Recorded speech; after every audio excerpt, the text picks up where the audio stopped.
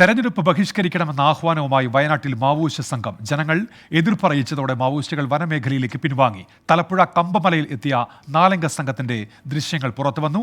Maoist സാന്നിധ്യത്തിന്റെ പശ്ചാത്തലത്തിൽ police സുരക്ഷ വർദ്ധിപ്പിച്ചു. ഇന്ന് രാവിലെ 6:15ഓടെയാണ് തോക്കുധാരികളായ 4 മാവോയിസ്റ്റുകൾ കമ്പമലയിലെത്തിയത്. പാടികൾക്ക് സമീപം നിന്ന് മുദ്രാവാക്യം വിളിച്ചു. തെരഞ്ഞെടുപ്പ് ബഹിഷ്കരിക്കാൻ ആഹ്വാനം ചെയ്തു. എന്നാൽ ആളുകൾ എതിർപ്പറിയിച്ചതോടെ സംഘം വനത്തിനകത്തേക്ക് പിൻവാങ്ങി. 4 ആൾ യൂണിഫോം ഉണ്ടായിരുന്നു, തോക്കുണ്ടായിരുന്നു. അവര് വോട്ട് ചെയ്യാൻ പാടില്ല, പിന്നെ അവിടുത്തെ ഹോസ്പിറ്റൽസ് ശരിയാക്കിയില്ല, അതൊക്കെ ശരിയാക്കണം പറഞ്ഞാണ് അവർ പറഞ്ഞത്. Maoist Kabanidalam commander CP Moideen, Soman, Santhosh, Ashiq എന്ന മനോജ് എന്നിവരാണ് എത്തിയതെന്ന് ദൃശ്യങ്ങളിൽ നിന്ന് വ്യക്തമായി. CP മൊയ്തീൻ മലപ്പുറം പാണ്ടിക്കാട് സ്വദേശിയാണ്. സോമൻ വയനാട് സ്വദേശിയും ആഷിഖ് എന്ന മനോജ് തൃശൂർ വിയ്യൂർ സ്വദേശിയുമാണെന്ന് പോലീസ് വ്യക്തമാക്കി.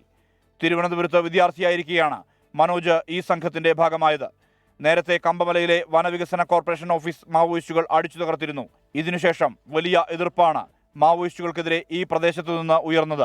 6 ഏറ്റുമുട്ടലിന് ശേഷം നിർജ്ജീവമായിരുന്ന മാവോയിസ്റ്റുകൾ വീണ്ടും എത്തിയതോടെ തെരഞ്ഞെടുപ്പ് പശ്ചാത്തലത്തിൽ സുരക്ഷ പോലീസ് വർദ്ധിപ്പിച്ചിട്ടുണ്ട്. 24 വയനാട്.